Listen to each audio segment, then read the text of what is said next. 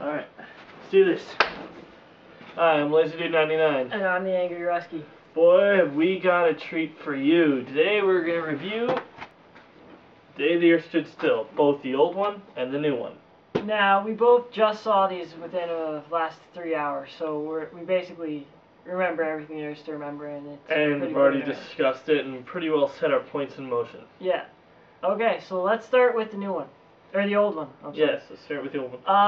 The old one I thought was a great movie. Fantastic. Like, there was nothing I can really point out that's wrong with this movie. Yeah, this movie, the old one, basically what happens is a flying saucer lands in the middle of a baseball field in Washington, D.C. Then all of a sudden, this alien comes out and he demands to speak with the world leaders. Unfortunately, since this is the time of the Soviet Union, and this is the time of the Soviet Union, the U.S. Cold War. Cold War time. So nobody wants to be meeting with each other. They don't trust each other. They think something might happen, so they decline him. So, still on his mission to go and see all the other people, or to talk to the leaders of the world, he seeks out a man of science. And well, first he actually wants to go to he wants to go and mingle, basically, not just to learn to understand the culture. Yeah.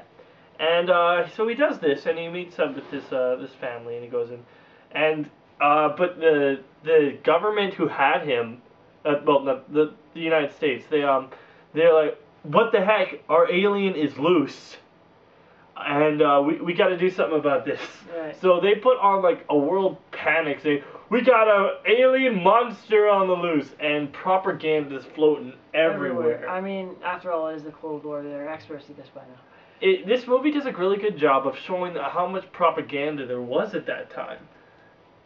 Another thing I really like is when it's being explained to Klaatu, who is the alien, that there is no way that they can meet together.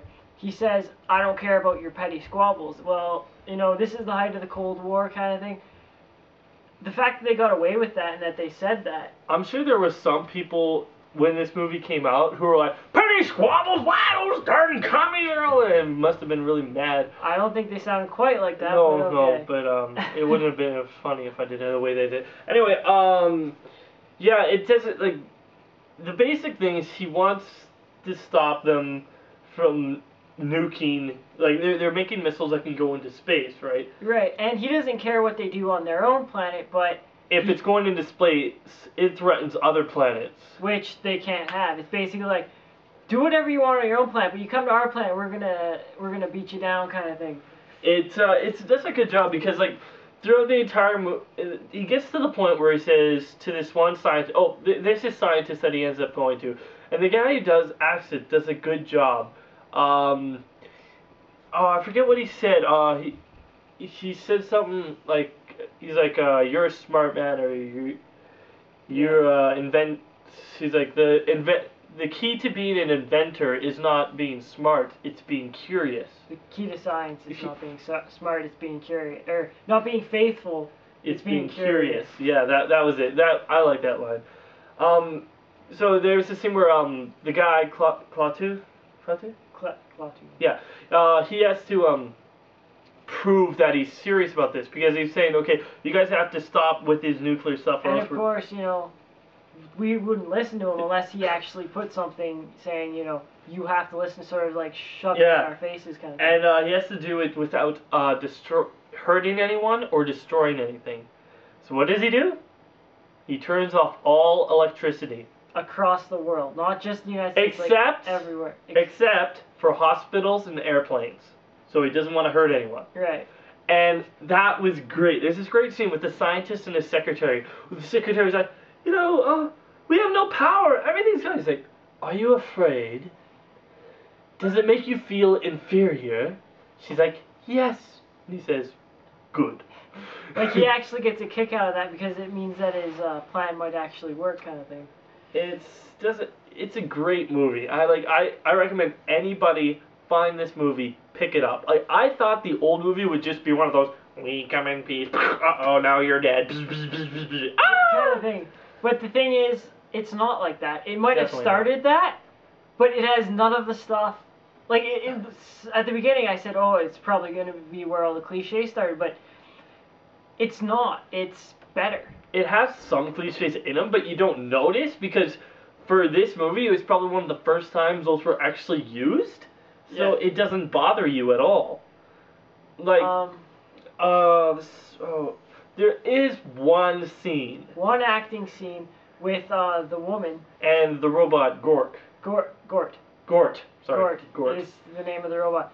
And where she does one of those fake screams like you'd see in horror movies, like ah, and then it sort of falls down. That's, it seemed out of place. yeah, it really did. But one bad scene of acting is something I'll go through than anything else these days. yeah, like, I mean, the rest of the acting was so much better. Way good. And even there is even a child in here who hangs out with the alien, and you know those. It's like those old movies where you see the child with the guy who, like, I don't know, and he doesn't do a bad job. The kid's actually very funny. There's this one scene where they're wondering where this guy's come from, and the boy says, "You think he might be a bank robber or a gangster?" And like you can see the kid's excitement, like the excitement grows up when he's like sort of growing more curious. And the reason that works is because That's what you would do if you were a kid. if you were an 8-year-old kid, you'd be excited, you'd be curious, you wouldn't know about danger. You just like sort of run in head first kind of thing, and that's really good because everyone can connect to that. Even later on, when the kid finds out that he's an alien, he follows him and sees him go into the ship. Even when he finds out, later on he's telling his parents, or no, his mother and his mother's boyfriend, when she's telling her, and they find diamonds, which is what their Use currency, which... But, so, even though the boy knows he's an alien, he says, "You think he might be a diamond smuggler?" And it's like funny. he forgot... He forgot what he saw, because, you know, like, his imagination takes a hold of him. It's really like a kid. He was just being a kid. It's like they probably, oh, don't give him a script, just be Yeah, yourself. just let the kid do what he does best. Exactly. The other thing I think we have to is special effects. Yeah. Now, anyone going to this movie knows it's from 1951. It's in black and white. They don't expect a whole lot from special effects. They get more than they expected. I'm not saying like anything from 2008, 2009, but it's more than what you expected it to be.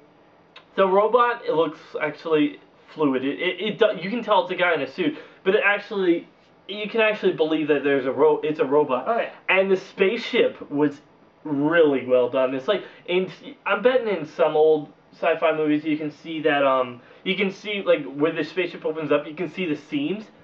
I could not see any seams in that thing. It was it was solid, and then it opened up. You're like, how? Where's the door? Yeah. It was rather good. Really, really good. I mean, granted, don't go expecting anything amazing, but don't go saying, oh, these are going to be crappy graphics, because they're not that bad. Even if you do, it's better than you would expect. Oh yeah, so you'll be pleasantly surprised at any rate. So, what did you give this movie? I give it a 5 out of 5. I can't find, except for that one scene, I can't see anything wrong with it. Yeah, I'm right up there with you. Like, I guess I'm not sure if I would give it a 5 out of 5 because I don't know, because yeah, I'll give it that. It's just I just don't like giving movies high ratings because I want to be professional. But there's barely. They deserve it. Like the acting's good, the effects are great for its time. It's a great movie. It's like I'm surprised that like I've heard people say it's a classic, but I always thought it was one of those classics where it was bad, but since it was one of the first of its kind, it was good. Like Blade Runner. Yeah, or I don't know, Invasion of the Bodies. No wait, no, never mind. Just like movies like they're bad, but you like them anyway. Like Godzilla. Like Godzilla's totally fake, but you still love it. It was okay. Like not like the new one? Are you talking about like? No, I meant the old ones. Oh, I haven't seen those. Well, me neither. But like, you can tell the effects are fake and everything, but you still. That's what I thought this movie was. But no, it has a great story and a great message. Yeah. So. Yeah. So, definitely check it out. We're gonna be reviewing the remake next. All right. So I'm LazerDude99. I'm Andy Rusky. Until the next video.